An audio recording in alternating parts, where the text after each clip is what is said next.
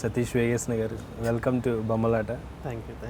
So ఇది promotional interview కాదు, it's just like ఎందుకంటే క్రాఫ్ట్ గురించి there are no particular shows. Yeah. So దానికి సంబంధించి క్రాఫ్ట్ని ఎక్స్ప్లోర్ చేయడానికి ఒక వేదిక ఇది. ఓకే, అందులోని మీరు almost 20 years into writing and 20 years అవుతుందండి. So we want to learn more about the craft of writing from you. Okay. So అసలు ఫస్ట్ జర్నీ, మీ బ్యాక్ స్టోరీ చెప్పండి కొంచెం, రైటింగ్ వైపు రావడానికి. అంటే బేసిక్గా నేను కాలేజీలో ఉన్నప్పుడు కవితలు అవి రాసాను. ఓకే. సరే, నాన్నగారు ఎన్టీఆర్ ఫ్యాన్, అలాగే సినిమా పిచ్చి ఉండేది. ఓకే. కాకపోతే కథలు అవి రాసింది చాలా తక్కువ, కవితలే ఎక్కువ రాసేవాళ్ళం. సో హైదరాబాద్ జాబ్ కోసం హైదరాబాద్ వచ్చాను, ఈనాడులో జాయిన్ అయ్యాం. ఈనాడులో జాబ్ చేస్తున్నప్పుడు ఇంకెక్కువ మూవీస్ చూసినప్పుడు ఆ మూవీస్లో అదే సీన్కి ఆ డైలాగ్ ప్లేస్లో వేరే డైలాగ్ రాస్తే ఎలా ఉంటుందని నేను కొన్ని డైలాగ్స్ రాసి కొలీగ్స్కి వాళ్ళకి చూపిస్తే, బాగా రాస్తున్నావు కదా, ట్రై చేయొచ్చు కదా అని అనుకున్నప్పుడు ఒక ఫ్రెండ్ ద్వారా ముప్పలనేని శివ గారిని కలిసాను. అప్పుడు కామెడీ ట్రాక్ ఒకటి రాసి ఆయన కలిస్తే ఆయన బాగుంది, సినిమాకి వర్క్ చేయని చెప్పి, అది యాక్చువల్ స్పీడ్ డాన్సర్ అని లారెన్స్ హీరోగా చేసిన ఫస్ట్ మూవీ అని. ఓకే. ఆ సినిమాకి కామెడీ ట్రాక్ చేసినప్పుడు ఒక కామెడీ అయినా ఏదైనా రాస్తామంటే ఏదైనా రాస్తానండి అన్న, రాయలేదంటే మళ్ళీ తీసుకోరు కదా. అంటే అప్పుడు ఆయన సరే అని నెక్స్ట్ ప్రియా సినిమాకి okay full fledged script side work చేయమన్నారు. సో అట్లా రైటర్గా ఎంటర్ అయ్యాను. బేసిక్గా అంటే ఫస్ట్ నుంచి ఏంటంటే ఇంటర్వ్యూస్ పాతవి డివి నరసరాజు గారివి, అప్పట్లో విజయ్ చిత్ర అనే ఒక మ్యాగజైన్లో ఎక్కువ ఆయన ఒక ఆర్టికల్ రాసేవారు డివి నరసరాజు గారు. అప్పట్లో ఏంటంటే ఆయన సినిమా విజయ వాళ్ళు చేసిన సినిమాల గురించి, గుండమ్మ కథ గురించి, అన్నిటికీ గురించి రాసేవారు, అనాలిసిస్ ఉండేది. అవి బాగా చదివేవాళ్ళు. ప్లస్ ఏంటంటే ఇప్పుడు డైరెక్టర్ గురించి మాట్లాడుకుంటే డైరెక్టర్ బాగా తీశాడు అనేది సినిమా చూసి కాసేపు మాట్లాడుకుంటారు. బట్ రైటర్ గురించి, రైటర్ డైలాగ్స్ గురించి కొన్ని సంవత్సరాలు మాట్లాడుకుంటారు. సో రైటర్ ఇచ్చే ఇంపాక్ట్ అంత బలంగా ఉంటుంది. ఎందుకంటే డివి నరసరాజు గారి యమగోళలో డైలాగ్స్ కానీ, అంత బాపు గారిది ముత్యాల ముగ్గులో డైలాగ్ కానీ, నేను కాలేజ్లో ఉన్నప్పుడు వంశీ గారి సినిమాలు కానీ, జంధ్యాల గారి డైలాగ్స్ కానీ, అవి చెప్పుకొని కాలేజీగా ఉన్నప్పుడు చెప్పుకొని నవ్వుకుంటా. అంటే ఒక మంచి డైలాగ్ రాస్తే ఆ డైలాగ్ ఇంపాక్ట్ కొన్ని సంవత్సరాల పాటు ఉంటుంది. అలాగే ఒక బుక్ ఇంపాక్ట్ చాలా సంవత్సరాలు ఉంటుంది. సో రైటర్గా మనం రాసింది అలా 10 మంది గుర్తుంచుకోవాలి అనే దాంట్లో నుంచి రైటర్గా అవ్వాలనేది ఎక్కువ. నైస్.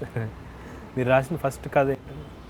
కథగా రాసింది అయితే ఇండస్ట్రీకి వచ్చిన తర్వాత శుభలేఖలు అని. అంటే యాక్చువల్గా ఐడియా వచ్చి ముప్పలనేని శివ గారి దగ్గరికి ఎవరో ఒక అమ్మాయి ఏదో లైన్ చెప్పింది అంటే, ఒక ఐడియా ఉంది సతీష్, దీన్ని డెవలప్ చేయాలి అంటే ఫుల్ ఫ్లెడ్జ్డ్గా చేసిన స్క్రిప్ట్ అది. టైటిల్స్లో కథా రచన అని ఫస్ట్ చూసుకున్నది అయితే. ఓకే. సో మీ ఇంటెన్షనే ఫస్ట్ కంప్లీట్లీ ఇంటూ మూవీస్లోకి రావాలని. సో వచ్చినప్పుడు జనరల్గా ఎనీ ఆస్పైరింగ్ రైటర్ కొన్ని హార్డ్షిప్స్ ఫేస్ చేస్తూ ఉంటారు జనరల్. అలా మీరు ఫేస్ చేసినవి అంటే ఎక్కడో లక్కీగా నేను అవి ఫేస్ చేసిన చాలా తక్కువ అండి. అంటే నేను బేసిక్గా ఈనాడులో జాబ్ చేస్తూనే రైటర్గా ట్రై చేసేవాడిని. నేను కంప్లీట్గా జాబ్ వదిలేసుకుని కంప్లీట్గా మూవీలోకి రాలా, ప్యారలల్గా చేసుకున్నాను. ఎందుకంటే నాకు నైట్ ఈనాడులో జాబ్ ఉండేది, నైట్ 6 to 2:30. శివగారికి ఫస్ట్ నుంచి చెప్పేసామండి, నేను జాబ్కి అయితే వెళ్ళిపోవాలి సార్, అది పర్మనెంట్ నాకు అని. అట్లాగే 3-4 మూవీస్ అలాగే చేస్తాను. శివగారితో కంటిన్యూ అయ్యండి, వేరే వాళ్ళ దగ్గరికి వెళ్ళేవాడిని కాదు. ఎందుకంటే వేరే వాళ్ళ దగ్గరికి వెళ్తే మళ్ళీ వాళ్ళ టైము మన టైము సెట్ అవ్వదు అని చెప్పి వెళ్ళేవాడిని కాదు. వన్స్ నాకు ఈనాడు నుంచి కర్నూలు ట్రాన్స్ఫర్ అయింది 99లో. కర్నూలు ట్రాన్స్ఫర్ చేసినప్పుడు అప్పుడు నేను నువ్వు వస్తావు అనే సినిమాకి కో రైటర్గా వర్క్ చేస్తున్నాను. ఓకే. అప్పుడు డెసిషన్ తీసుకోవాల్సిన టైం అనమాట. అంటే ఇండస్ట్రీకి రావాలి అంటే జాబ్ వదిలేయాలి, లేదా కర్నూలు వెళ్ళిపోవాలి. సో ఇండస్ట్రీకే వద్దామని అప్పుడు జాబ్ వదిలేస్తాను. ఓకే. సో ఇప్పుడు ఒక ఆస్పైరింగ్ రైటర్ ఉన్నాడు అనుకోండి, మీ దగ్గర చాలామంది రైటర్స్ వస్తూ ఉండొచ్చు. మేబీ మీకు టీమ్ ఉంది? నాకు టీం లేదు. ఓకే. సో లెట్స్ సే మీరు వేరే వాళ్ళ స్క్రిప్ట్లు చదివారు అనుకో, మీరు ఎలా జడ్జ్ చేస్తారు ఆ స్క్రిప్ట్లో ఇట్ హ్యాస్ ద పొటెన్షియల్ అనేది? అంటే ఏదో అంటే కథగా మనకి కొత్త కథలు ఎప్పుడు ఉండవండి. కథలు ఎప్పుడు కొత్తగా ఉండవు. ఒక 5-6 ప్లాట్సే ఉంటాయి. అయితే లవ్ స్టోరీ లేదా రివెంజ్ స్టోరీ, ఇట్లాగా ఒక మనకుండే సెక్షన్సే తక్కువ ఉంటాయి. పాయింట్ కొత్తగా చెప్పగలిగే లాగా సీన్స్ ఉండాలి అట్లీస్ట్. ఓకే. ఆ సీన్స్ అయినా కొత్తగా ఉండాలి, లేదు ఎప్పుడో ఒక కొత్త పాయింట్, ఎప్పుడూ దొరకని పాయింట్ ఒకటి తగులుతుంది ఎప్పుడు, ఓకే, అది వెరీ రేర్గా ఉంటుంది. సో అలాంటి పాయింట్ అయినా కొత్తగా ఉండాలి, అట్లీస్ట్ సీన్స్ అయినా కొత్తగా ఉండాలి. ఈ రెండిట్లో ఏదో ఒకటి ఫ్రెష్నెస్ లేకపోతే అదేంటంటే మనం కన్విన్స్ చేయలేమండి. ప్రొడ్యూసర్ని డైరెక్టర్ని కాదు, ఆడియన్స్ని కూడా కన్విన్స్ చేయలేం. ఒక్కోసారి ప్రొడ్యూసర్ కన్విన్స్ అవుతారు, డైరెక్టర్ కన్విన్స్ అవుతారు, బట్ ఆడియన్స్ కన్విన్స్ అవుతుంది. మనం ఎక్కడో చూసిన సినిమానే కదా. అందుకే మీకు రివ్యూస్లో కూడా చూడండి, కథ పాతదే కానీ డైరెక్టర్ రైటర్ కొంచెం కొత్తగా చెప్పి కన్విన్స్ చేయగలిగారు, ఇది చెప్తూ ఉంటాం. సో ఈ రెండిట్లో ఏదో ఒకటి ఉంటే రైటర్గా నేను అది ఎవరైనా కథ చెప్పినప్పుడు కూడా పాయింట్ బాగుంది, సీన్స్ బాగాలేదు, సీన్స్ ఫ్రెష్గా చేసుకోండి అని చెప్తాను. Okay okay. అంటే మేము ఇండస్ట్రీకి వచ్చినాం, నేను ఇండస్ట్రీకి వచ్చినప్పుడు ఇంత హ్యూజ్గా మీడియా కానీ ఇదంతా ఏం లేదండి. అప్పుడు ఏంటంటే మాకు హ్యాపీగా కొంతవరకు అప్పటి రైటర్స్కి నడిచిపోయింది. అంటే ఎక్కువ మంది రైటర్స్ ఉండేవాళ్ళు. ఇప్పుడు నేను వచ్చినప్పుడు ఈవీ గారి దగ్గర దగ్గర 8-9 మంది రైటర్స్ ఉండేవాళ్ళు అసిస్టెంట్స్గా. మీరు ఈవీ గారి పాత సినిమాలు చూస్తే రచనా సహకారం అని ఒక 8-9 మంది పేర్లు వేసేవారు ఆయన, చాలామంది. అలాగే పోసాన్ గారు. అప్పుడు మేము వచ్చినప్పుడు యాక్చువల్గా చాలామంది రైటర్స్ మధ్యలో ఉండేవాళ్ళు. అందుకని ఏంటంటే మాకు రైటర్స్ కలవటం కానీ అదంతా ఎక్కువ ఉండేది. ఇప్పుడు ఏంటంటే ఆల్మోస్ట్ రైటర్స్ ఉన్నారు కానీ డైరెక్టర్స్ దగ్గరికి కథలు ఇచ్చేవాళ్ళు వాళ్ళు తగ్గిపోయారు. మీరు ఇప్పుడు చూస్తే కథా స్క్రీన్ ప్లే దర్శకత్వం ఆల్మోస్ట్ ఒకళ్ళే ఉన్నారు, డైరెక్షన్ ఎవరు చేస్తున్నారు వాళ్ళే స్టోరీ రాసుకుంటున్నారు తప్ప వేరే రైటర్ స్టోరీని వేరే డైరెక్టర్ డైరెక్ట్ చేయడం అనేది ఇప్పుడున్న ట్రెండ్లో చాలా తగ్గిపోయింది. So you're working as solo writer. So కొంతమంది అయితే టీమ్స్లో చేస్తున్నారు కదా, ఈ రెండింటికి ఏంటంటే వేరియేషన్, ప్రోస్ అండ్ కాన్స్ కానీ? అంటే మీకు టీం ఉన్నప్పుడు ఏమవుతుందంటే ఒక విధంగా అడ్వాంటేజ్ ఉంటుంది. ఏంటంటే మన ఐడియాస్ షేర్ చేసుకోవచ్చు, మనం వెళ్తుంది కరెక్టా కాదా అనేది జడ్జ్ చేయడానికి కొంతమంది ఉంటారు. లేదు మనం ఎక్కడో స్టక్ అయిపోతాం ఒక్కొక్కసారి, ఒక బ్లాక్ వచ్చింది ఆ బ్లాక్ రాదు, అప్పుడు 4-5 డిస్కషన్లో ఏటో వైపు నుంచి ఆ బ్లాక్ తెగుతుంది. సో అవి డెఫినెట్గా టీం ఉన్నప్పుడు హెల్ప్ అవుతుంది. బట్ సోలోగా నేను ఎందుకు రాస్తానంటే నాకు ఫస్ట్ నుంచి సోలోగా అలవాటు అయిపోయింది. నేను ఒక్కడనే రాసుకుంటాను. నేను నా ఫస్ట్ నుంచి నేను ఏం చెప్పేవాడిని అంటే ఈవెన్ డైరెక్టర్కైనా ప్రొడ్యూసర్కైనా గోస్ట్గా నేను చేయనండి. నేను రాసేది ఒక్క సీన్ డైలాగ్ అవ్వచ్చు లేదా కామెడీ ట్రాక్ అవ్వచ్చు, అది సతీష్ రాశాడు అని అందరికీ తెలియాలి. అలా అయితేనే నేను రాస్తాను, లేకపోతే నేను రాయను. ఊరికి నేను పేరు వేరే వాళ్ళు వేస్తాము, నన్ను వెర్షన్ రాసివ్వండి అంటే నేను ఇవ్వను అని చెప్పి నేను ఫస్ట్ నుంచి నేను అది అలవాటు చేసుకున్నాను. అలాగే నేను ఎవరిని ఏంటంటే అంటే అందరూ అని కాదు కానీ ఎక్కడో మనతో డిస్కషన్లోనూ ఎక్కడో చిన్న చిన్న డిస్ప్యూట్స్ రావడము ఏదో జరిగిన తర్వాత ఇక్కడ ఏంటంటే ఎవరికి వాళ్ళకి ఎదగాలనే ఉంటుంది. బయటికి వెళ్ళిన తర్వాత ఆ మొత్తం ఆ బ్లాక్ అంతా నేనే చేశాను, ఈ బ్లాక్ అంతా నేనే చేశాను, అది వాళ్ళ ఇష్యూస్ వస్తాయి, డిఫరెంట్గా ఉంటుంది. ఎందుకంటే సర్వైవల్ కోసం తప్పలేదు. వాళ్ళు ఏంటంటే ఒక సక్సెస్ సినిమాలో నేను ఒక పార్ట్ అనడానికి నేను అది చేశాను, నేను ఇది చేశాను. ప్లస్ నాకు బిగినింగ్ ఏంటంటే నా టైమింగ్స్ డిఫరెంట్గా ఉన్నాయండి. అంటే జాబ్ చేయడం వీటి వల్ల వాళ్ళు అడిగిన సిట్టింగ్స్ టైంకి నేను వెళ్ళకపోవటం, సో దానివల్ల చేయలే. సోలోగా చేసుకుంటే ఒక అడ్వాంటేజ్ ఏంటంటే డెసిషన్ మీదే. ఒక్కొక్కసారి ఏమవుతుందంటే సోలోగా చేస్తున్నప్పుడు మనకు కాన్ఫిడెన్స్ ఉంటుంది, ఈ సీన్ గ్యారంటీగా థియేటర్లో వర్కౌట్ అవుతుంది, లేదా ఈ సీన్ డెఫినెట్గా డైరెక్టర్కి నచ్చుతుంది అనేది మనం బలంగా నమ్ముతాం. అది సోలోగా చేసుకున్నప్పుడు ఏమవుతుందో అంతే కాన్ఫిడెంట్గా వెళ్ళి మనం డైరెక్టర్కి చెప్తాం, సార్ ఇది కదా, ఇది సీన్ ఇలా వస్తుందని. గ్రూప్లో ఏమవుతుందంటే మనకి కాన్ఫిడెన్స్ ఉన్నా ఒక్కొక్కసారి లేనిపోయిన డౌట్స్ వస్తుండే, సార్ ఇది అలా వస్తే అనగానే తెలియకుండానే మనకు ఒక డౌట్ వస్తుంది. ఇప్పుడు మనం కూడా ఇప్పుడు డ్రైవింగ్ మీద వెళ్తున్నప్పుడు చూడండి, డ్రైవ్ చేస్తున్న వాళ్ళు పక్కన కూర్చున్న ఒకసారి ఏంటి ఇటు వెళ్తున్నావు, ఇటు వెళ్తే దగ్గర అనగానే మనం అవును కదా అని చెప్పి టక్మని ఇటు తిప్పి తర్వాత అరే నువ్వు చెప్పేవాడు నేను ఇటు తిరిగాను, యాక్చువల్గా అటు వెళ్తేనే కరెక్ట్ అని అంటాం కదా. సో ఆ కన్ఫ్యూజ్ ఉండకుండా ఉండేది ఒక సోలోగా చేసుకుంటే ఉంటుంది. Okay okay. బట్ నాకు రైటింగ్ సైడ్ టీం ఉండదు కానీ బట్ డైరెక్షన్ డిపార్ట్మెంట్ అందరం కూర్చున్నప్పుడు డిస్కషన్ ఆటోమేటిక్గా ఉంటుంది. ఇప్పుడు జనరల్గా ఒక ఔత్సాహికులు రైటర్కి ఉండాల్సిన లక్షణాలు ఏంటంటే అంటే బేసిక్గా అండి నువ్వు ఏం చెప్పాలనుకుంటున్నావు అనేది క్లారిటీగా ఫస్ట్ మనకి తెలియాలి. ఓకే. సాధారణంగా ఏమవుతుందంటే రైటర్ అంటే క్రియేటివిటీకి ఎండ్ ఉండదు. ఎందుకంటే ఇప్పుడు మీరు ఈరోజు రాసింది రేపు మీకు నచ్చచ్చు నచ్చకపోవచ్చు, లేదు ఒక 10 సీన్లు రాసిన తర్వాత ఈ 10 సీన్లు కాదు ఇంకొక 10 సీన్లు రాయొచ్చు, అరే దీనికంటే ఇది బాగున్నాయి అంట. But as a writer as a creator నువ్వే ఒక చోట ఆపాలి. ఫస్ట్ రైటర్కి ఉన్న లక్షణం ఏంటంటే ఒక కథ అయినా ఒక సీన్ అయినా రాసినప్పుడు దీనికి ఎక్కడో అక్కడ ఫుల్ స్టాప్ మీరే పెట్టాలి. పెట్టకపోతే ఏమవుతుందంటే ఒక కథ రావడానికే 1-2 సంవత్సరాలు పడుతుంది, వెళ్తూనే ఉంటుంది. ఇప్పుడు మీ కేవీ రెడ్డి గారు అప్పట్లో చెప్పేవారు, వన్స్ స్క్రిప్ట్ లాక్ అంటే లాక్ ఆయనకి. ఓకే. రైటర్ తర్వాత వచ్చి సార్ ఇక్కడ ఈ సీన్లో ఈ డైలాగ్ రాస్తే ఇంకా బాగుంటుంది అంటే డైలాగ్ చాలా బాగుంది, నెక్స్ట్ సినిమాకి వాడుకుందాం, ఈ సినిమాకి ఇది ఫిక్స్ అయ్యాం కదా, ఇది ఫిక్స్ అని చెప్పేవారు. సో ఫస్ట్ ఏంటంటే మనం యాజ్ అ రైటర్ మనం ఏం చెప్పాలనుకుంటున్నాం అనేది ఒక క్లారిటీగా మనకు ఉండాలని, పెంచుకుంటూ వెళ్ళకూడదు. నెక్స్ట్ మనం చేసేది ఆడియన్స్ కోసం చేస్తున్నాం, సినిమా అనేది ఆడియన్స్ కోసం చేస్తాం. సో నువ్వు రాసుకున్న సీను, నువ్వు చెప్పే విధానం ఆడియన్కి ఎంతవరకు కనెక్ట్ అవుతుంది అనేది ఫస్ట్ బ్రెయిన్లో ఉంది. ఎందుకంటే కొన్ని సీన్స్ మనకి చాలా బాగా నచ్చుతాయి, ఇది చాలా మంచి సీన్, ఇది చాలా మంచి సీన్, డైరెక్టర్ ఒప్పుకోవట్లేదు లేదా మనం పెడితే రేపు బాగుంటుందని. మనకి మెయిన్ ఆలోచించాల్సిందంటే ఆడియన్స్ పాయింట్ ఆఫ్ వ్యూ. ఒక కథను ఎప్పుడు ఆడియన్స్ పాయింట్ ఆఫ్ వ్యూలోనే ఆలోచించాలి. ప్లస్ నేను చాలామంది రైటర్స్ దగ్గర వాళ్ళ దగ్గర కూర్చున్నప్పుడు నేను ఎక్కువగా అబ్జర్వ్ చేస్తుంది, అంటే ఎక్కువ ఆలోచించాల్సింది అవ్వాల్సిన అప్కమింగ్ రైటర్స్, కథ మనం రాసుకున్నాం కాబట్టి మనకి తెలుసు. నీకు క్లైమాక్స్ ఏమొస్తుందో యాజ్ అ రైటర్ నీకు తెలుసు, యాజ్ అ ఆడియన్స్ నాకు తెలియదు. చాలామంది ఏం చెప్తారంటే డిస్కషన్స్లో నేను విన్నప్పుడు, సార్ దీన్ని మనం క్లైమాక్స్లో కన్విన్స్ చేస్తాం సార్ అంటే. నువ్వు క్లైమాక్స్లో కన్విన్స్ చేస్తామని నీకు తెలుసు, బట్ ఆ టైంకి నేను థియేటర్లో చూస్తున్నప్పుడు ఆ క్షణానికి నాకు కన్విన్స్ అవ్వాలి కదా, నాకు తెలియదు అది అప్పుడు ఏం చెప్తున్నావు. అప్పటి వరకు మీరు ఏం చెప్తున్నారు అనేది కూడా ఆడియన్స్కి కనెక్ట్ అయి ఉండాలి. మనకి తెలుసు కదా అనుకోవడం కంటే ఆడియన్స్కి చెప్పడానికి ఏం చెప్తున్నాం అనేది మెయిన్ అండి. రెండు ఎవరైనా సరే ఎనీ అప్కమింగ్ రైటర్ ఏ పాయింట్ తీసుకున్నా ఆ పాయింట్ని ఎంత కొత్తగా మీరు చెప్పగలరు. ఎందుకంటే కొంతమందికి డైలాగ్స్లో గ్రిప్ ఉండదు, వాళ్ళు ఏం చేస్తారంటే సీన్ నార్మల్ సీనే బట్ డైలాగ్లో మ్యాజిక్ చేయగలుగుతారు. ఫస్ట్ మన స్ట్రెంగ్త్ మనం తెలుసుకోవాలి, నువ్వు ఎందులో స్ట్రెంగ్త్ ఉంటావు, నువ్వు ఒక కొత్త పాయింట్ తీసుకోవడంలో నువ్వు స్ట్రెంగ్త్ ఉందా నీకు, లేదు పాత పాయింట్ అయినా కొత్తగా సీన్స్తో చెప్పే దాంట్లో ఉందా, లేదు నువ్వు డైలాగులు రాయగలవా. ఎందుకంటే యాక్చువల్గా ఇవన్నీ డిఫరెంట్ కేటగిరీలు. ఎందుకంటే చాలామంది కథ చెప్పగలుగుతారు, దానికి పాయింట్గా చెప్పగలుగుతారు, చెప్పమంటే ఒక 20 minutes చెప్పగలుగుతారు. 20 minutes కథని 2 hours కథ చేయడం అనేది కష్టం, కొంతమంది అది చేయగలుగుతారు. బట్ మన స్ట్రెంగ్త్ ఏంటో ఫస్ట్ మనకు తెలియాలి. నువ్వు స్టోరీ సైడ్ స్ట్రెంగ్త్ ఉన్నావా, స్క్రీన్ ప్లే చేయగలవా, డైలాగ్స్ చేయగలవా, అన్నీ చేసుకోవాలనుకోవద్దు, నేర్చుకో. ఇప్పుడు మేము వచ్చి రావడంతో నేను స్టోరీ రైటర్గా రాలేదని.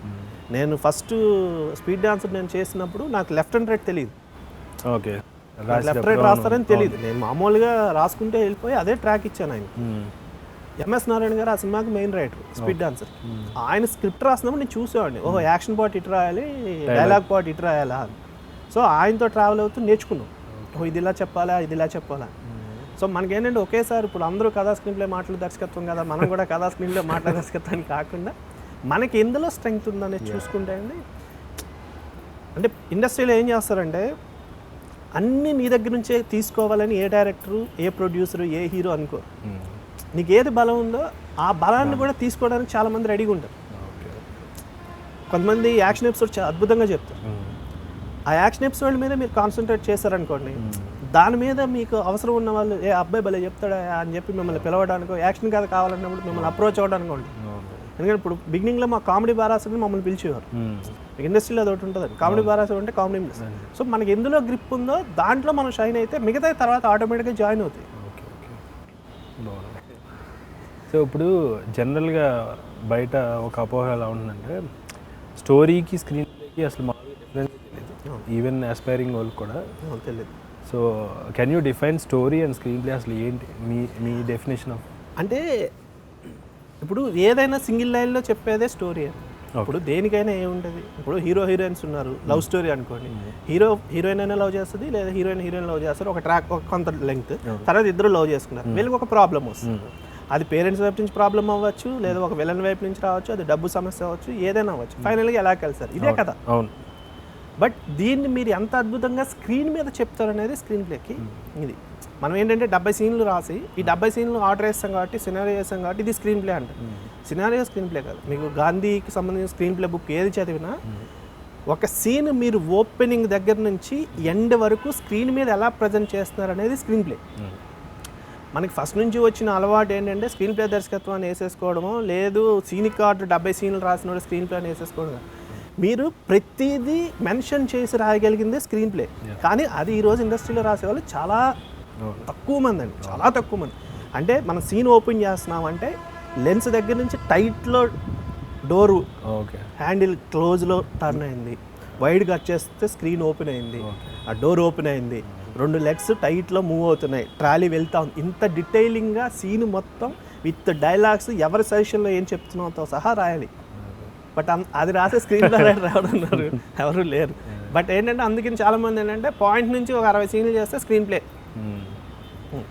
అందుకే బుక్స్ చదవాలి. ఇప్పుడు ఎక్కడో మనం ఏంటంటే ఓ ఇంజనీర్ అయ్యేవాడు ఆడు ఇంజనీరింగ్ సంబంధించింది అన్నీ తెలుసుకుని ఇంజనీర్ అవుతాడు. ఒక డాక్టర్ అయ్యేవాడు దానికి సంబంధించినంతా చదివి హోమ్ సర్జన్ చేసి అవి చేసి అప్పుడుగో వాడు డాక్టర్ అయ్యి వాడు క్లినిక్ పెడతాడు. మనకేంటంటే ఇక్కడ ఎవరైనా డైరెక్టర్ అయిపోవచ్చు, ఎవరైనా రైటర్ అయిపోవచ్చు. అంటే ఇప్పుడు తక్కువ చేస్తామని కాదండి, అంటే కొంత తెలుసుకుని మూవీ చేసేద్దాం, షార్ట్ ఫిల్మ్ చేసేద్దాం, అది దానికి ఒక క్లిక్స్ ఒక సక్సెస్ వచ్చేస్తే ఓకే మనకి అంతా తెలిసిపోయింది. సినిమా ఫీల్డ్లో ఎవ్వరికి ఏది ఎప్పటికీ తెలియదండి, ఎప్పటికీ తెలియదు. నాకు శతమానం పోతు తీశాను, నేషనల్ అవార్డు వచ్చింది, సూపర్ హిట్ అయిపోయింది కదా అని నాకు అన్నీ తెలిసినాయి అనుకుంటే నాకు శ్రీనివాస్ కళ్యాణ్ రిజల్ట్ అలా వచ్చిండు కూడా. లాస్ట్ ఇయర్ 6 హిట్లు వచ్చినాయి కదా ఎస్విసికి, దిల్ రాజు గారి వాళ్ళందరికీ మొత్తం సినిమా గురించి తెలిసిపోయింది అనుకుంటే ఈ సంవత్సరం లవరును మా శ్రీనివాస్ కళ్యాణ్ వాళ్ళు అయ్యుండు కూడా. ఇక్కడ ఎవరికి ఏది తెలియదు, నేర్చుకుంటూ వెళ్ళడమే. ఎందుకంటే ఆడియన్స్ మారిపోతుంటారు, జనరేషన్స్ మారిపోతూ ఉంటాయి. ఒకప్పుడు మేము విజిల్ చేసి థియేటర్లో క్లాప్స్ కొట్టి చిరంజీవి గారు వాళ్ళ పాటలు ఈరోజు టీవీలో వస్తే మా పిల్లలు వాళ్ళు అబ్బా దీనికైనా అప్పట్లో మీరు ఆహా ఓహో అన్నారు అంటారు. ఇప్పుడు ఈ జనరేషన్ చూసిన సినిమా నెక్స్ట్ జనరేషన్ వాళ్ళు చూసి దీనికి ఆ రోజుల్లో బ్లాక్ బస్టర్ అన్నారు, ఏముంది ఈ సినిమాలో అంటారు. మారిపోతూ ఉంటాం. సో ఏంటంటే మనం ఏదైనా చెయ్యాలనుకున్నప్పుడు దాని గురించి పూర్తిగా నేర్చుకోవాలి. అప్పుడు ఏంటంటే అట్లీస్ట్ పొగిడించుకునే సినిమా తీయకపోయినా తిట్టించుకునే సినిమాలు తీయం. స్క్రీన్ ప్లే బుక్స్ ఉంటాయి. ఇప్పుడు అవన్నీ చదివితే ఏంటంటే మనకి అట్లీస్ట్ ఒక తెలుస్తుంది. ఓహో ఇప్పుడు ఎందుకంటే ఇప్పుడు నేను అంతకుముందు నేను ఇలాగ అనుకున్నాను, స్క్రీన్ ప్లే అంటే ఓహో ఇన్ని రాసేస్తే ఇదంతా సీన్ ఈ సీన్ తర్వాత ఈ సీన్ నేను రాసేస్తాం, ఇదే స్క్రీన్ ప్లే. నాకు అప్పుడు ఫ్రెండ్ బుక్ ఇచ్చాడు, గాంధీ మూవీ మీద screen play book. Okay okay Mahatma Gandhi screen play అని అనాలిసిస్ మహాత్మా గాంధీ మీద చేసిన మూవీకి వాళ్ళు perfect screen play book publish చేస్తే అది ఇచ్చాడు నాకు. అప్పుడు అది నాకు చూస్తే నాకు అర్థమైంది వాళ్ళు అసలు స్టేషన్లో ట్రైన్ వచ్చాక ఆయన దిగే దగ్గర నుంచి ఏ షాటు ఎలా పెట్టారు, ఎక్కడి నుంచి ఉంది అవన్నీ రాస్తే అప్పుడు అర్థమైంది ఓహో స్క్రీన్ ప్లే అంటే ఇంత చెయ్యాలా. సో చదివితే ఏంటంటే మనకి ఏం కావాలి, మనం ఏం చెప్పాలి అని తెలుస్తుంది. ఇప్పుడు డైరెక్టర్ అవ్వడం ఏంటంటే రేపు పొద్దున మన సెట్లో సీనియర్ ఆర్టిస్టులు వస్తారు, టక్మని షార్ట్ ఎందుకు పెట్టారు అంటే ఇలా మీరు వచ్చి ఇలా కూర్చుంటే బాగుంటుందండి అంటే కుదరదు కదా. ఏ యాంగిల్లో ఎందుకు పెడుతున్నాము, ఆర్టిస్ట్కి ఇక్కడి నుంచి ఇక్కడ వరకే చాలు సార్ నాకు ఇక్కడ కట్టు, మళ్ళీ ఇటు వస్తుంది అంటే ఇటు ఎందుకు వస్తుంది, ఇటు నేను కంటిన్యూగా ఎందుకు చెప్పకూడదు డైలాగ్ అని అడిగితే మన దగ్గర ఆన్సర్ ఉండాలిగా. లేదు సార్ ఇలాగ బాగుంటుంది అంటే కాదు, మన దగ్గర ఆన్సర్ ఉన్నప్పుడు ఆర్టిస్ట్ కూడా సెట్లో ఏంటంటే వీటికి ఒక ఫుల్ క్లారిటీ ఉంది అన్నప్పుడు వాళ్ళు మనకి ఇచ్చే కోఆపరేషన్ బాగుంటుంది. సో అన్నీ తెలుసుకుని వస్తే ఏంటంటే మనకే అడ్వాంటేజ్ అండి. మనం నేర్చుకునే విద్య ఎప్పుడైనా మనకే కదా, పక్కోడికే ఎందుకు ఉపయోగపడుతుంది, ముందు మనకు కదా ఉపయోగపడాలి. ఈవెన్ అనాలిసిస్లే కాకుండా యూజువల్గా స్క్రీన్ ప్లేస్ కూడా ఎక్కువ చదవమంటారు. అంటే చదివితే ఏమవుతుంది అంటే అండి మనకి అడ్వాంటేజ్ ఉంటుంది. ఇప్పుడు సినిమా ఫీల్డ్కి వస్తున్నారు అనగానే సినిమా ఫీల్డ్కి వచ్చిన వాళ్ళు 90% అడగండి సినిమాలు విపరీతంగా చూసేవాళ్ళంటారు. సినిమాలు విపరీతంగా చూసామండి, సినిమా పిచ్చి విపరీతంగా ఉందండి, అలాంటి వాళ్ళే వస్తారు. మీరు డైరెక్టర్ అవ్వాలనుకుని వచ్చారు లేదా రైటర్ అవ్వాలనుకుని వచ్చారు కదా, దానికి సంబంధించిన రెఫరెన్స్లు కూడా మీరు చదివి తెలుసుకుంటే ఏంటంటే మనం ఇంకొంచెం బెటర్గా వెళ్ళడానికి ఉంటుంది. ఇప్పుడు ఆర్ఎంపీ డాక్టర్కిను ఎంబీబీఎస్ డాక్టర్కి తేడా ఉంటుంది కదా. సో చదివేదానికి దాన్ని బట్టే మనకి వచ్చే ఇది కూడా ఉంటుంది. యూజువల్గా ఇప్పుడు ఏదైనా కథ పిచ్ చేసినప్పుడు ఇప్పుడు డైరెక్టర్ అంటే ప్రొడ్యూసర్ కానీ హీరో కానీ నాకు అంత టైం లేదు, నాకు 10 మినిట్స్లో చెప్పేయండి లేదా ఒక 20 మినిట్స్ అని చెప్పారనుకోండి. ఇప్పుడు మీరు 3 గంటలు రాసుకున్న కదా లేదా 2 అవర్స్ రాసుకుంది, అది ఎలా చేయాలండి? What are those pitching technique అంటే ఇప్పుడు మీకు ఏదైనా సరే ఒక ఇంట్రెస్టింగ్ పాయింట్ ఉంటుంది. మీరు వాళ్ళకి కథ చెప్పడానికి వెళ్ళారు, ఓకే, మీరు 1 అవర్ ప్రిపేర్ అవుతారు. 1 అవర్ ప్రిపరేషన్లో మీరు ఎవరికి కథ చెప్పడానికి వెళ్ళారు అనేది ఫస్ట్ మన బ్రెయిన్లో ఉండాలి. ఓకే, మీరు డైరెక్టర్కి చెప్పడానికి వెళ్ళారా, ప్రొడ్యూసర్కి చెప్పడానికి వెళ్ళారా, హీరోకి చెప్పడానికి వెళ్ళారా? ఓకే, మీరు హీరోకి చెప్పడానికి వెళ్ళినప్పుడు ఆ సినిమాలో హీరో ఏంటి, హీరో గోల్ ఏంటి, దాన్ని ఎలా రీచ్ అవ్వాలనుకుంటున్నాడు, కాన్సెప్ట్ ఏంటి, అంతవరకే మైండ్లో ఒక సెక్షన్ అది ప్రిపేర్ అయ్యి ఉండాలి. Okay okay. బై ఛాన్స్ ఆయన 1 hour టైం ఇచ్చారనుకోండి, వెళ్ళిన తర్వాత హ్యాపీ 1 hour ప్రిపరేషన్ చెప్పచ్చు. ఇది ఒక్కటే కాకుండా మనం ఎలా అయితే సీన్స్ రాసుకున్నప్పుడు ఆల్టర్నేటివ్ సీన్స్ రాస్తాం, మీకు ఐడియా ఉండదు. హీరో ఇంట్రడక్షన్కి ఒక సీనే రాయో, 2-3 సీన్లు రాసుకుంటాం. హీరో ఇంట్రడక్షన్ ఎలా ఉండొచ్చు లేదా ఎలా ఉండొచ్చు, ఆల్టర్నేటివ్ సీన్స్ ఎలా రాస్తామో నేరేషన్కి వెళ్ళినప్పుడు కూడా హీరో సపోజ్ నాకు 15 minutes టైం ఇస్తే నేను ఏం చెప్తే హీరోకి నచ్చుతుంది, ఓకే, లేనిది చెప్పక్కర్లా, ఉన్న కంటెంట్ ఏంటి. ఇప్పుడు ఇంట్రడక్షన్ అనేది హీరోయిజం కోసం చెప్పేదే. హీరోయిజం కోసం ఇంట్రడక్షన్ చెప్పినంత మాత్రాన హీరోలు మనకి సబ్జెక్ట్ నచ్చి డేట్లు ఇస్తారని కాదండి, వాళ్ళు కంటెంట్ చూస్తారు. కంటెంట్ మారదు, కంటెంట్ ఇదే ఉంటుంది అనుకున్నప్పుడు వాళ్ళు అట్రాక్ట్ అవుతారు. అందుకే మీకు చాలామంది అంటే ఇప్పుడు కొత్తగా వచ్చే వాళ్ళకి ఏంటంటే వాళ్ళకి అర్థం అవ్వాల్సింది, సీన్స్ మీరు 100 మార్చవచ్చు, కంటెంట్ మారదు. సో మీరు కన్విన్స్ చేయాల్సింది కంటెంట్తో, సీన్స్తో కాదు. Okay okay. సో మీరు కంటెంట్ స్ట్రాంగ్గా పట్టు. డైరెక్టర్కి చెప్పడానికి వెళ్తున్నారు అనుకోండి, డైరెక్టర్ ఎప్పుడు 1/2 గంట 20 నిమిషాల్లో కథ చెప్పమండి సాధారణంగా. ఎందుకంటే నిజంగానే మీ కథ విని మీ కథతో డైరెక్ట్ చేద్దామని ఒక ఐడియా ఉన్న ఏ డైరెక్టర్ కూడా ఒక 10 నిమిషాలు 5 నిమిషాల్లో కథ చెప్పమన్నారు. ఎందుకంటే యాజ్ అ డైరెక్టర్ నాకు మొత్తం కథ ఒక విజన్ తెలియాలి, ఎక్కడ స్టార్ట్ అవుతుంది కదా, ఎక్కడ మిడ్కి వచ్చేసరికి క్రైసిస్ ఏమొస్తుంది, ఎండ్లో నేను ఎలా పరిష్కరిస్తాను అనేది నాకు ఒక ఐడియా ఉంటుంది. సో మినిమం టైం ఇస్తారు ఏ డైరెక్టర్ వినేటప్పుడు. అలాగే ప్రొడ్యూసర్ కూడా అంతే, ఎందుకంటే అతనికి మొత్తం కథ తెలియకపోతే బడ్జెట్ ఏంటి, అసలు ఎంత అవుతుంది, ఎలాంటి కథ ఇది అనేది అతనికి ఐడియా ఉంటుంది. బేసిక్గా టైం వచ్చేది ఎక్కువగా హీరోల దగ్గర వస్తుంది, ఎందుకంటే వాళ్ళు ఉన్న బిజీ షెడ్యూల్లో ఒక్కొక్కసారి 2 hours టైం ఇస్తారు, ఒక్కొక్కసారి ఏంటంటే జస్ట్ 10-15 minutesలో ఐడియా చెప్పేయండి చాలు అంటే. సో ఇది ప్రిపేర్ అయితే ఏంటంటే డిసప్పాయింట్ అవ్వవు. లేకపోతే ఏమవుతుంది అంటే సడన్గా ఇప్పుడు మీరు నన్ను ఇంటర్వ్యూకి పిలిచారు, నేను ఒక 1/2 hour ప్రిపేర్ అయ్యి వచ్చాను అనుకో, వచ్చిన తర్వాత మీరు నాకు 1.5 hour అన్నారు అనుకో, ఎందుకంటే ఇంటర్వ్యూ ఒకటి ఎక్స్టెన్షన్. సో నాకేంటంటే 1.5 hour అని ఎక్కడో తెలియకుండా ఒక ఇది ఉంటుంది. అలాగే మనం వెళ్ళిన తర్వాత 2 గంటలు ప్రిపేర్ అయినా ఇది అన్నాం అనుకోండి, అబ్బా ఇంతసేపట్లో ఎలా చెప్తాను నేను. సో అది పక్కన పెట్టాలి, కథ మనదే కదా. ఎందుకంటే మీ కథ పుట్టినప్పుడు 2 గంటలు పుట్టదు. ఐడియా మీ ఫ్రెండ్స్తో రేపు మీరు డైరెక్షన్ చేయాలన్నా మీరు ఏం చేయాలన్నా మీరు ఫస్ట్ మీ ఫ్రెండ్స్కో మీ టీమ్కి ఏం చెప్తారు, 2 గంటలకు కథ చెప్పరుగా, నాకు ఒక ఐడియా వచ్చింది అంటారు. ఐడియా ఎంతసేపు చెప్పగలుగుతారు, 10 minutes 15 minutes చెప్తాం. ఈ 10-15 minutes చెప్పినప్పుడు మీ ఫ్రెండ్స్ మీ టీమ్ ఏమంటారు, ఐడియా భలే ఉంది దీన్ని డెవలప్ చేద్దామని కదా స్టార్ట్ చేశారు. 15 నిమిషాలు 20 నిమిషాలు మీ ఫ్రెండ్స్ని మీ టీమ్ని ఏదైతే పిలిచేసి అరే అనిపించిందో అదే మీరు చెప్పినప్పుడు వాళ్ళకు కూడా అనిపిస్తే మీకు ఆటోమేటిక్గా 2 hours చేసుకోవడం మీకు ఒక టైం ఇస్తారు. వాళ్ళు ఐడియా బాగుంది ఫుల్ ఫ్లెడ్జెడ్గా ఎప్పుడు చెప్తారు, అప్పుడు మీరు టైం తీసుకోండి. చాలామంది యంగ్రైజర్స్ ఏంటంటే నన్ను ఇలా టైం తీసుకుని చెప్పమన్నారు సార్, నేను 2 daysలో మళ్ళీ వెళ్ళాను బట్ మళ్ళీ ఇవ్వలేస్తారని. మనకేంటంటే ఇది ఉంటుంది, మన హీరో మళ్ళీ వింటానన్నాడు అందుకని తక్కువ వెళ్ళి చెప్పేయాలని. మీరు ఎంత ఫాస్ట్గా వెళ్ళి చెప్పారని కాదు, మీరు చెప్పింది ఎంత గొప్పగా అతనికి నచ్చేలా చెప్పారనేది ఇంపార్టెంట్. ఎందుకంటే మీరు ఎల్లుండే వచ్చి కథ చెప్పండి అని ఎవరు అడగరు, పాయింట్ బాగుంది డెవలప్ చేయండి అంటారు. ఎందుకంటే స్క్రిప్ట్కి చాలామంది టైం ఇస్తారు.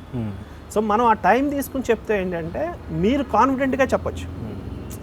నేషనల్లో ఏమవుతుందంటే ఇక్కడ అంటే మిగతా ఇండస్ట్రీకి మన ఇండస్ట్రీకి తేడా ఏంటంటే సార్, మిగతా ఇండస్ట్రీలు ఇప్పుడు బాలీవుడ్ అది ఉంది, వాళ్ళకి ఏంటంటే మనం మొత్తం రాసేసి ఒక సబ్మిట్ చేసేయచ్చు. మీకు తెలుసు కదా, వాళ్ళు అక్కడ అందరూ వాళ్ళు చదువుతారు, వాళ్ళు టైం తీసుకుని వాళ్ళకి గుర్తు వచ్చినప్పుడు చదువుకుంటారు. చదువుకుని వాళ్ళకి అందులో ఎగ్జైటింగ్ పాయింట్ ఏదైనా ఉంటే వాళ్ళు పిలుస్తారు. మనకి ఇక్కడ నేరేషన్ ఇవ్వాలి. చాలామంది కథ రాస్తారు, నేరేషన్ దగ్గరికి వచ్చేసరికి ఆ టెన్షన్ వల్ల ఏదో చెప్పలేకపోతారు. సో ఏంటంటే మీరు ఎక్కువ మన తెలుగు ఇండస్ట్రీలో మనం డైరెక్టర్గా సక్సెస్ అవ్వాలంటే మంచి కథ రాయడం అంత ఇంపార్టెంట్, మీరు బాగా నేరేట్ చేయడం కూడా అంతే ఇంపార్టెంట్. అందుకని మ్యాక్సిమం నేరేషన్ కూడా ప్రాక్టీస్ చేయాలి, చెప్పాలి కథ ఇన్నిసార్లు ఎంతమందికి చెప్తే మనకి అవతల వాడికి చెప్పేటప్పుడు తెలియకుండా ఫస్ట్ ఒక 5-10 minutes మనకి చిన్న బెరుకున్నా వన్స్ కథలోకి వెళ్ళిన తర్వాత మనం ముందున్నది ఎవరన్నది మర్చిపోతాం, చెప్పుకుంటూ వెళ్ళిపోతాం. చాలామంది ఏంటంటే నేరేషన్ ప్రాక్టీస్ ఉండదు, రాస్తానే ఉంటారు. ఇప్పుడు ఏంటంటే కొంతమందికి కథా చౌర్యాలు ఈ భయాల వల్ల ఏంటంటే ఏమో నేను మొత్తం చెప్తే ఏమన్నా పాయింట్ లేపేస్తారేమో, దానివల్ల కొంతమంది ఏంటంటే నేరేషన్ తక్కువ పెట్టుకుని రాసుకుని నేను ఎవరికి చెప్పాలో నేను వాళ్ళకే చెప్తానండి అంటారు. ఇప్పుడు జనరల్గా సినాప్సిస్ అడుగుతుంటారు కొంత. అవునండి. సో అది మెయిల్ చేయండి సినాప్సిస్, దాన్ని బట్టి చూసి పిలుస్తూ ఉంటారు. సినాప్సిస్ యూజువల్గా 1 page లేదా 2 pagesలో కంప్లీట్ ఉంటుంది. సో ఆ సినాప్సిస్లో రాసినప్పుడు ఒక రైటర్ ఏం పాయింట్స్ ఉండాలి అందులో? అది ఇందాక నేను ఏదైతే నేరేట్ చేయడానికి వెళ్ళినప్పుడు చెప్పానో సినాప్సిస్లో కూడా ఎప్పుడూనండి ఇంట్రెస్టింగ్ పాయింట్స్ ఏదైతే మీరు ఇప్పుడు మన 60 సీన్స్ ఎందులోనో డెఫినెట్గా ఒక 10-15 సీన్లే ఎప్పుడు ఎగ్జైటింగ్ ఉంటాయి, అవే కొత్తగా ఉంటాయి. మిగతావి ఏంటంటే ఇంట్రడక్షన్లు, హీరో ఇంట్రడక్షన్, అటు హీరోయిన్ ఇంట్రడక్షన్, ఇటు విలన్ ఇంట్రడక్షన్, ఇవే ఉంటాయి. ఇవి కాగా కథను నడిపే ఎలిమెంట్స్ కొన్ని ఉంటాయి. ఆ కథను ఏదైతే ఎలిమెంట్స్ నడిపే ఉన్నాయో అవి మాత్రమే సినాప్సిస్లో రాయాలి. డ్రైవింగ్ పాయింట్స్ రాయాలి. ఇప్పుడు ఒక విలేజ్లో సమస్య అనుకుంటే, ఇప్పుడు ఒక విలేజ్ ఉంది, ఆ విలేజ్లో ప్రాబ్లం ఏంటి, ఇప్పుడు మన ఎగ్జాంపుల్ శతమానం పోతుంది. శతమానం పోతే సినాప్సిస్ కింద ఉంటే ఏంటి, కథగా అయితే ఏంటండి, కథగా అయితే నాది చాలా చిన్న కథ. శతమానం భవతి కథ ఎగ్జాంపుల్ చెప్తే, నేను శతమానం భవతి కథని నేను ఎక్కడైనా ఆపేయచ్చు, 2 గంటలు కాదు, దాన్ని స్టార్ట్ అయిన 20 నిమిషాల్లో కూడా నేను ఆ కథను ఆపేయచ్చు.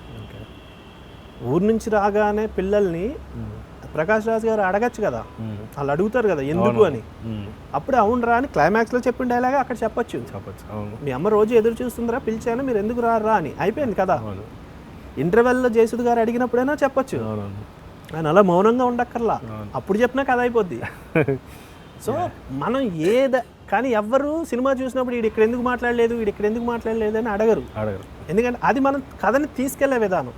బట్ సినాప్సిస్గా రాసినప్పుడు ఇంట్రెస్టింగ్ పాయింట్ ఏంటండి, ఎగ్జాంపుల్ శతమానం భవతి అనుకుంటే, పిల్లలు ఎప్పటి నుంచో పిల్లలు రావట్లేదని బాధపడుతున్న ఒక భార్య భర్తని పిల్లల్ని పిలవండి అంటే వాళ్ళని ఎలా పిలవాలో తెలియక, అమ్మా నేను విడాకులు తీసుకుంటున్నాం అని వాళ్ళ పిల్లలకు మెయిల్ పెట్టాడు.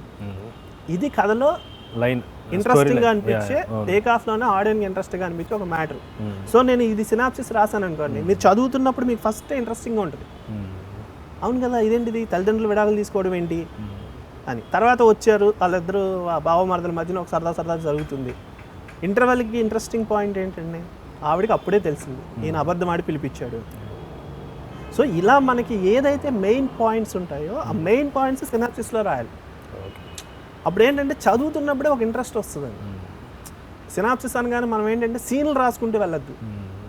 చాలామంది ఏంటంటే సీన్స్ రాస్తారు, సీన్స్ ఇంట్రెస్ట్ ఉండదండి ఎప్పుడు చదివేటప్పుడు. ఎందుకంటే నాకు షార్ట్ స్టోరీలో చెప్పాలనే ఐడియాలోనే కదా వాళ్ళు సినాప్సిస్ అడిగేది. అంటే ఒక నవల్లా చదవలేకే వాళ్ళు అడిగేది సినాప్సిస్ ఇవ్వండి అంటే, చిన్నగా అంత వాళ్ళకి అక్కడే మీరు అర్థమవుతారు. ఇంత ఒక 2 పేజెస్లో ఒక 2 అవర్స్ స్టోరీ వీడు అందంగా చెప్పగలిగాడు, రాయగలిగాడు అంటే డెఫినెట్గా 2 అవర్స్ కూర్చోబెడితే బాగా వర్క్ చేస్తాడు అనిపిస్తుంది. సో కంటెంట్ ఏదైతే మనం చెప్పాలనుకుంటున్నామో దాన్ని ఎప్పుడు చెప్పాలండి. Usually writing is a tough job. అలాంటిది రైటింగ్ ఫర్ కామెడీ ఈజ్ చాలా టఫ్. సో మీరు కామెడీ రైటర్గా స్టార్ట్ అయ్యారు, ఇప్పుడు you are full fledged into various other aspects also. So comedy రైటింగ్లో జడ్జ్మెంట్ అనేది చాలా కీలకం. ఒక జోక్ చెప్పినప్పుడు ఎవరికైనా ఓ 10 మందికి చెప్తే 4 నవ్వచ్చు, ఇంకో జోక్ చెప్తే ఓ 2 నవ్వచ్చు. సో మీరు రాసుకునేటప్పుడు how do you judge your sense of humour, అందులో ఎంత ఉంది వస్తుంది అనేది how do you judge it? అంటే మీకు కామెడీకి ఏంటంటే అండి, కొత్త వాళ్ళతో కామెడీ రాయడం అనేది ఒక పద్ధతి. ఎందుకంటే మనం డైలాగ్ వెర్షన్ రాసేటప్పుడు మనకి ఒక ఐడియా ఉంటుంది, డైలాగ్ వెర్షన్ రాసేటానికి వచ్చేటప్పటికి మనకి క్యాస్టింగ్ ఫిక్స్ అయి ఉంటుంది ఎప్పుడు ఆల్మోస్ట్. మీకు ఇప్పుడు ఒక బ్రహ్మానందం గారు, ఒక సునీల్, ఒక వెన్నెల కిషోరు, ఒక తాగుబోతు రమేష్, ఇలాంటి వాళ్ళు ఈ క్యాస్టింగ్లో ఉన్నారు అన్నప్పుడు వాళ్ళకంటూ సెపరేట్గా ఒక బాడీ లాంగ్వేజ్, వాళ్ళకంటూ ఒక మాడ్యులేషను, వాళ్ళు ఏం చెప్తే ఆడియన్స్కి అవుతుంది, వాళ్ళు ఏం చేస్తే జనాలను అవుతారు అనేది మనకు ఒక ఐడియా ఉంటుంది. రెగ్యులర్గా ఫాలో రైటర్స్ అనే వాళ్ళకి ఒక ఐడియా ఉంటుంది. సో వాళ్ళు ఇది చేస్తే ఆడియన్స్ నవ్వుతారు అనే దగ్గరే మనకు ఒక 50% మనం సేఫ్లో ఉంటాం. మిగతాది మీరు ఎప్పుడైనా కామెడీ ఏంటంటే డైలాగ్ కామెడీ వేరు ఉంటుంది, విజువల్ కామెడీ వేరు ఉంటుంది. కొన్నిసార్లు మన ఫ్రెండ్స్తో కూర్చున్నప్పుడు కూడా సాధారణంగా కామెడీలో ఎప్పుడు మిస్ఫైర్ అవునా ఏంటంటే, మనం ఒకరి గురించి మాట్లాడుకుంటుంటే, నేను ఇప్పుడు మీ గురించి చెప్తున్నాను, మీరు నా వెనకాలే వచ్చి నుంచున్నారు, అది నాకు తెలియదు, అవతల వాళ్ళకి తెలుసు, ఆడియన్కి తెలుసు అన్నప్పుడు ఆటోమేటిక్గా నవ్వు వస్తుంది. అలాగే మన బ్యాచ్లో ఎప్పుడు ఫ్రెండ్స్లో ఒకరిని కిండల్ చేస్తూ ఉంటాం, అది స్క్రీన్ మీద చేసినా నవ్వుతారు, మనం జనరల్గా బ్యాచ్ కూర్చున్నప్పుడైనా సరే ఒకరిని ఏడిపిస్తుంటే నవ్వుతారు. ఇలా మనకి హ్యూమన్స్గా కొన్నిటికి గ్యారంటీగా నవ్వే కొన్ని ఉండే. సో కామెడీ రాసినప్పుడైనా సీన్లు క్రియేట్ చేసేటప్పుడైనా వీటికి గ్యారంటీగా నవ్వుతారు అనేవి కొన్ని ఉంటాయి. బట్ ఇంత మనం రీసెర్చ్ ఇంత చేసినా కూడా థియేటర్లో మేము చాలా సినిమాలకి ఈ సీన్ అద్భుతంగా నవ్వుతారు థియేటర్లో అంటే అస్సలు నవ్వని రోజులు ఉన్నాయి. అసలు దీనికి ఎందుకు ఎంత నవ్వుతున్నారు అనిపించే అవి ఉంటాయి. సో పర్ఫెక్ట్గా జడ్జ్ చేయలేం కానీ కొంతవరకు జడ్జ్ చేయొచ్చాను. బాగా ప్రాబ్లం అంటే కత్తి మీద సాము ఏంటంటే కొత్త వాళ్ళతో కామెడీ చేస్తున్నప్పుడు కొంచెం టఫ్గా ఉంది. ఓకే, అంటే ఎస్టాబ్లిష్డ్ అవ్వడం వాళ్ళ మీద ఏంటంటే వాళ్ళ టైమింగ్ కామెడీకి వాళ్ళ ఎక్స్ప్రెషన్స్ అవి కరెక్ట్గా లేకపోతే మీరు ఎంత మంచి సీన్ రాసినా కూడా థియేటర్లో వర్కౌట్ అవుతుంది. అందుకే మీ కామెడీ సైడ్కి వచ్చేసరికి మీరు అబ్జర్వ్ చేయండి, చిన్న సినిమాలు అయినా కూడా కామెడీ సీన్స్ వరకు మాత్రం అట్లీస్ట్ ఆ కామెడియన్స్ని తీసుకొచ్చి పెడతారు. విలన్స్గా కొత్త వాళ్ళని తీసుకొస్తారు, హీరో ఫాదర్ కొత్త వాళ్ళు వస్తారు, హీరోయిన్ ఫాదర్స్ కొత్త వాళ్ళు వస్తారు. కానీ మీకు మొత్తం సినిమాలో అంటే మొత్తం అందరూ కొత్త వాళ్ళతో సినిమాలు తీసే ఒక 5-10% పక్కన పెడితే మీకు 90% మూవీస్లో అట్లీస్ట్ కామెడీ కోసమైనా ఆ 1-2 days అయినా ఒక పృథ్వీ గారినో బ్రహ్మానందం గారినో ఎవరో ఒకరిని పెడతారు. ఎందుకంటే కామెడీ అనేది ఎస్టాబ్లిష్ అయిన వాళ్ళు చేస్తేనే ఎక్కువ రీచబిలిటీ ఉంటుంది. నాకు బిగినింగ్లో ఏంటంటే నాకు ఆల్రెడీ ఈవీ గారు వీళ్ళందరూ ఇప్పుడు ఎస్టాబ్లిష్ అయిన వాళ్ళతో చేశారు. అప్పుడు నాకు ఒక ఐడియా ఉండేది, బ్రహ్మానందం గారు ఇలా అంటే నవ్వుతారు, ఈ ఎక్స్ప్రెషన్ ఇస్తే నవ్వుతారు, లేదా ఈ కంటెంట్ చెప్తే నవ్వుతారు. సో అందుకని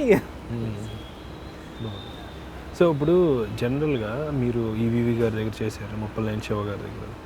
సో వీళ్ళ దగ్గర మీరు నేర్చుకున్న బిగ్గెస్ట్ లెసన్ ఏంటి క్రాఫ్ట్ వైజ్గా అంటే ఈవీవి గారిది ఏంటంటే అండి, ఆయన సీన్ల కంటే కూడా డైలాగ్ మీద ఎక్కువ వర్క్ చేయించేవారు. ఓకే, అంటే ఆయన చెప్పింది ఎప్పుడు మాకు ఏం చెప్పేవారు అంటే, డైలాగ్ అనేది ఇంటి దాకా తీసుకెళ్తుంది, నీకు విజువల్ కామెడీ కూడా బాగుంటుంది, కానీ విజువల్ కామెడీ ఆ క్షణం చూసి నవ్వుకుంటారు.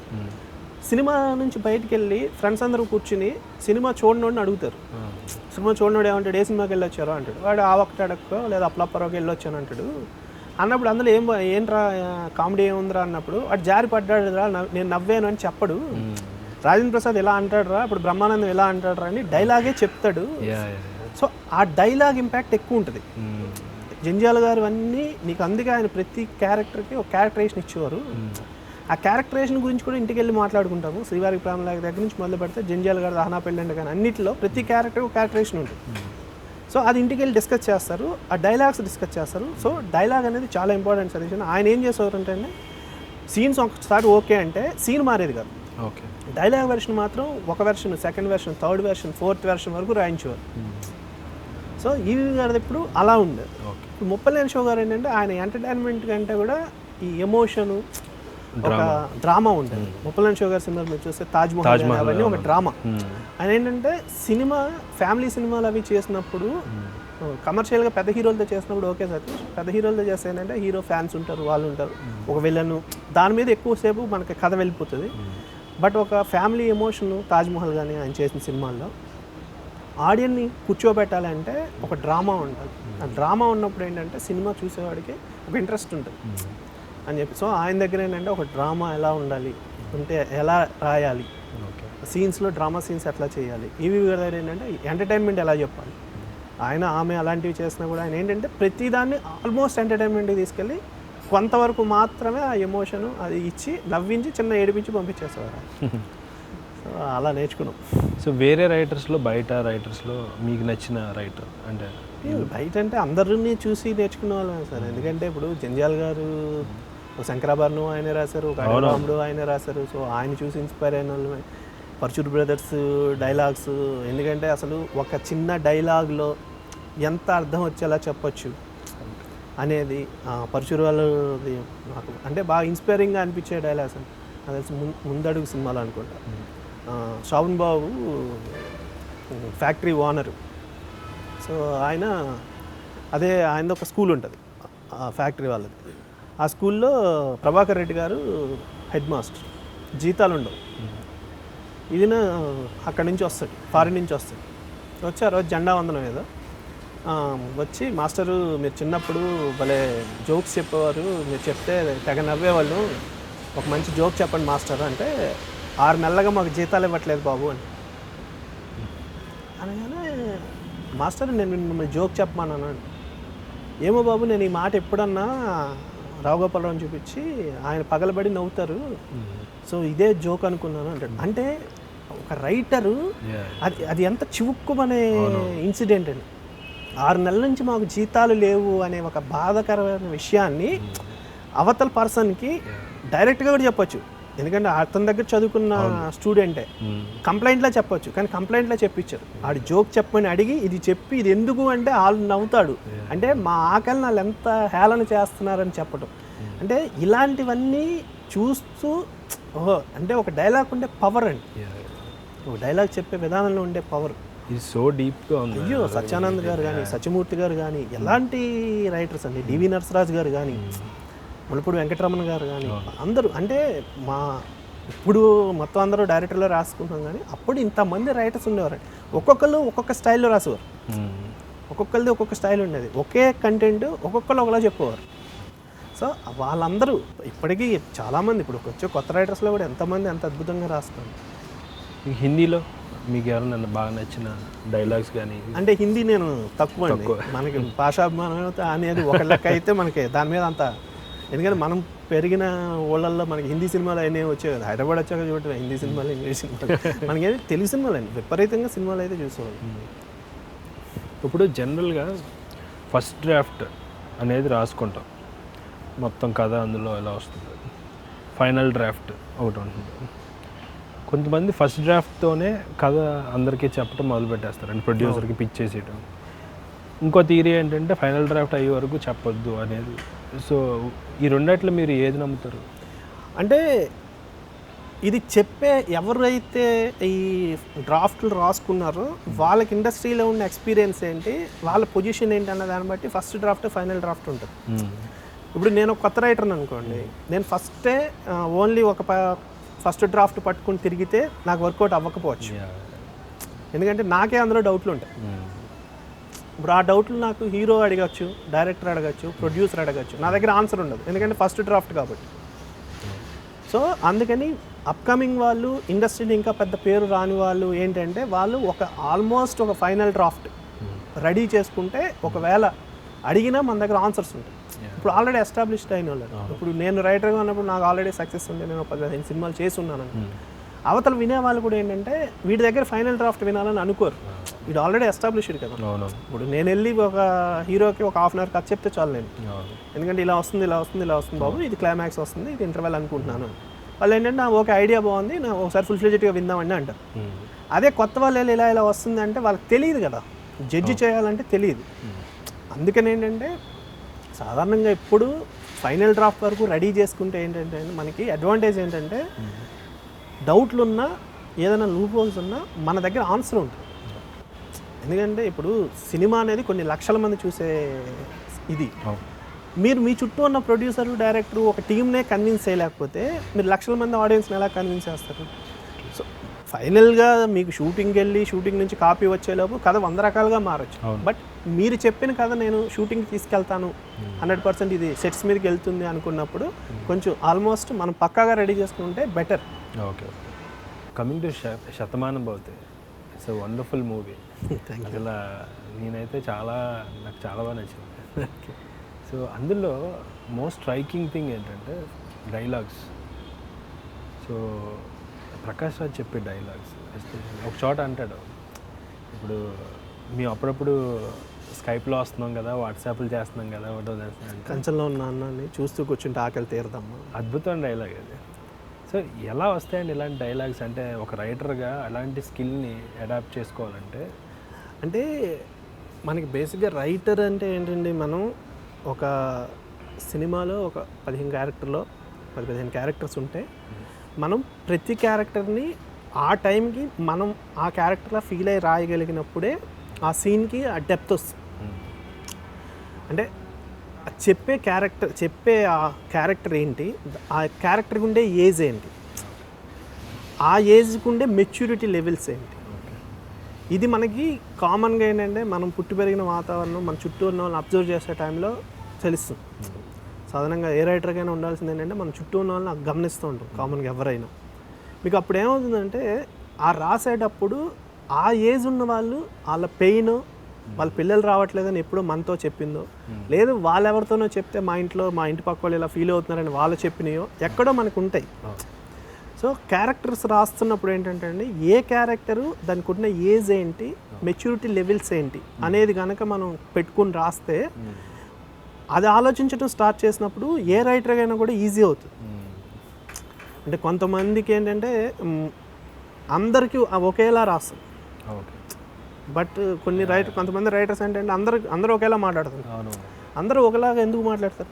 మీ మెచ్యూరిటీ లెవెల్స్ వేరుంటే నా మెచ్యూరిటీ లెవెల్స్ వేరు. సో అది చెప్పగలిగినప్పుడు ఏంటంటే అండి ఆ డెప్త్ తెలుస్తుంది. ఎందుకంటే నాకు క్లైమాక్స్లో అవి రాసినప్పుడు ఏంటంటే నాకు అంటే చాలామంది పేరెంట్స్ పెయిన్ అది మనం చదివిన కథల్లో అవ్వచ్చు, మన వాళ్ళతో మాట్లాడుకున్నది అవ్వచ్చు. సో ఏంటంటే అవన్నీ అందులోంచి తీసుకుని, ఇప్పుడు వలస పక్షులు కూడా సంవత్సరానికి ఒకసారి ఆ ఉండే ప్లేస్కి వచ్చి వెళ్తారా, కన్న బిడ్డలు మీరు వచ్చి వెళ్ళలేరా? ఎందుకంటే అది కామన్గా మనం బుక్స్లో చదివినప్పుడు అదే ప్రతి సంవత్సరం మన కొల్లేరు సరస్సుకి ఈ ప్రతి సంవత్సరం వచ్చే పక్షులు వచ్చి వెళ్ళినాయి. అవి ఎక్కడో చదివినవి ఏంటంటే అవును కదా, అవి కూడా వచ్చి వెళ్ళినప్పుడు తల్లిదండ్రులను చూడటానికి పిల్లలు ఎందుకు వెళ్ళరు? ఇట్లాంటి చిన్నవి అవేంటంటే అవి న్యాచురల్గా అనిపించినాయి. అంటే ఇప్పుడు వాళ్ళ పిల్లలకి పెయిన్ చెప్పాలి, ఆ పెయిన్ థియేటర్లో కూర్చొని చూసేవాళ్ళకి కూడా అర్థమయ్యేలా ఉండాలి.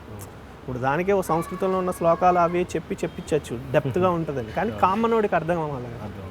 నాకు ఈ క్లైమాక్స్లో నాకు బాగా బెస్ట్ కాంప్లిమెంట్ సిరివెన్నెల సీతారామ శాస్త్రి గారు. అంటే ఫస్ట్ ఆయనతో సాంగ్స్ రాయించాలని వెళ్ళినప్పుడు కథ చెప్పాం. క్లైమాక్స్ అవ్వగానే లేచి వచ్చి ఒకసారి హక్ చేసుకుని సతీష్ అని, అసలు ఏంటయా నీ ఏజ్ ఏంటి, నువ్వు రాసిన డైలాగులు ఏంటి అంటే మా ఏజ్ వాళ్ళు రాయాలి, 60+ ఉన్న వాళ్ళ అనుభవం ఇదంతా, అలాంటిది నువ్వు ఎలా రాసావంటే తెలియదు సార్, నాకు అనిపించింది అలా రాసానంటే లేదు డైలాగ్స్ వల్లే సినిమా నిలబడుతుంది చూడు అని చెప్పారు. అందులో నరేష్ ఒక డైలాగ్ అంటాడు.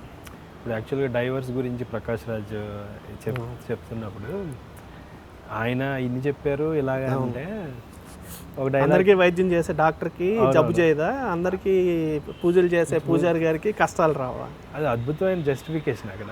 అంటే అవి లాజిక్ ఏమవుతుందంటే, ఆడియన్స్ సినిమా చూసేటప్పుడు ఆడియన్స్ ఒక థియేటర్లో 400 మంది ఉంటే 400 మంది 400 రకాలుగా ఆలోచించే వాళ్ళు ఉంటారు. వీళ్ళల్లో కొంతమందికైనా ఏంటి వీడు ఎంత చెప్తున్నాడు, మరి వీడెందుకు విడిపోతున్నాడు అనే క్వశ్చన్ చాలా మందికి ఉంటుంది. దాన్ని మనం 100% కన్విన్స్ చేయాలి ఆడియన్ని, లాజిక్గా చెప్పాలి. అందుకని ఆ డైలాగ్ కామెడీగా చెప్పేసి, నిజమే కదా ఇప్పుడు డాక్టర్ కూడా వస్తుంది ఎందుకు రాదు అనేది కన్విన్సింగ్గా చెప్పడానికి రాసిన డైలాగ్ అది. నాకు ఇంకోటి చాలా బాగా నచ్చింది ఏంటంటే, how you are using plot devices అని. ఇప్పుడు జనరల్గా అంజాక్షరి అనేది చాలామంది పెడతారు, కానీ మీరు డబ్ స్మాష్ పెట్టి అందులో పాత సినిమాలు దాని తాలూకు కనెక్ట్ చేయటం అనేది వండర్ఫుల్ డివైజెస్. అంటే చాలా వెల్ యూజ్డ్.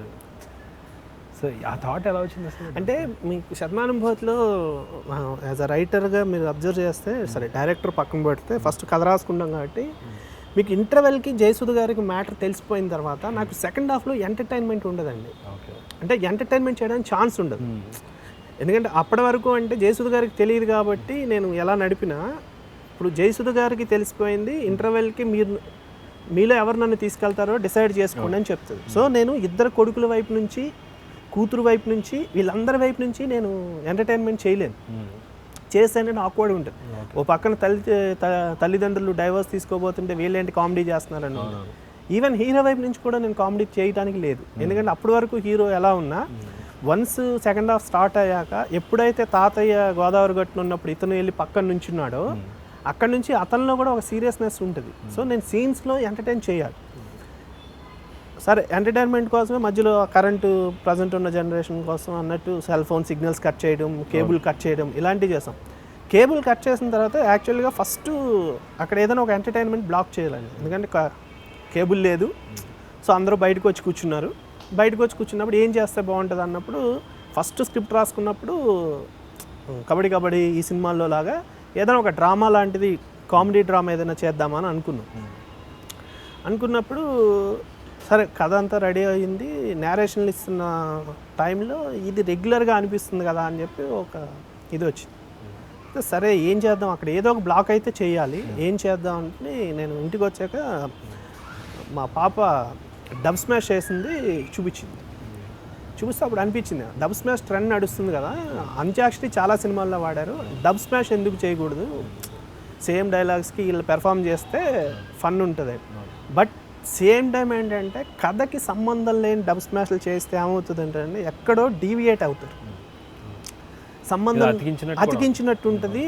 అలా ఉండకూడదు, ఉన్న క్యారెక్టర్స్ని యూజ్ చేసుకుంటూ డబ్ స్మాష్ చెప్పాలి అనుకున్నప్పుడు నాకు లక్కీగా ఏంటంటే నా కథలో అలాంటి ఉన్న క్యారెక్టర్సే ఉన్నాయి.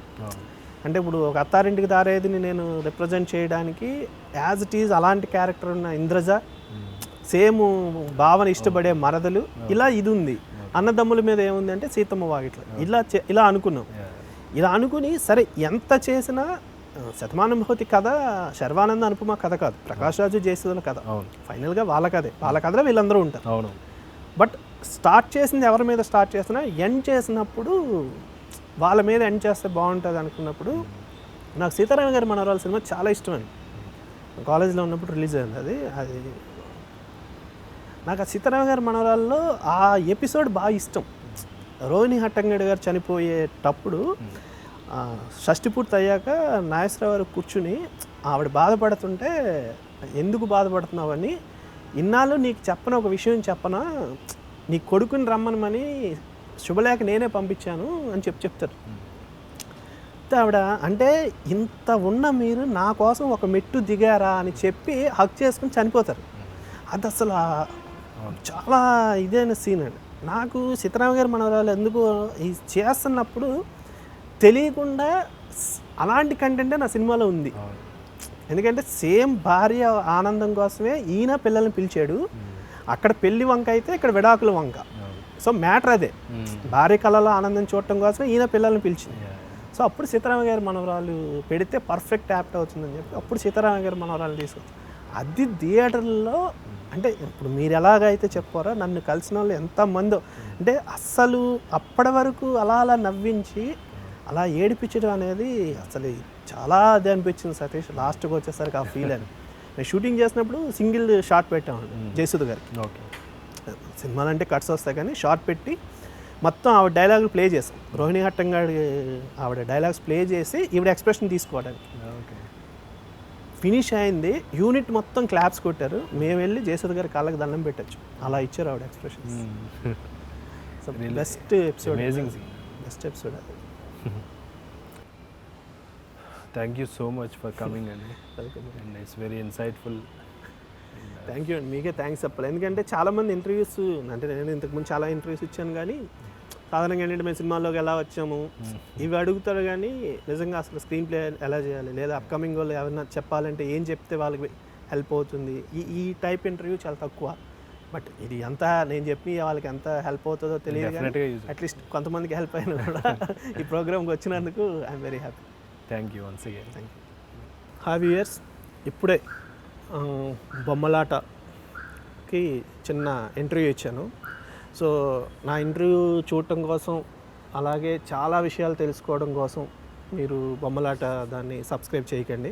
ఎందుకంటే సబ్స్క్రైబ్ చేశారనుకో మీరు మా వీడియో చూస్తారు, మా వీడియో చూస్తే రైటర్గా చేయాలంటే లేదు రైటర్గా ఒక సక్సెస్ఫుల్ స్క్రిప్ట్లు చేయాలంటే ఎలా చేస్తే బాగుంటుందని మేము చెప్పిన విషయాలు మీకు తెలిసిపోతాయి.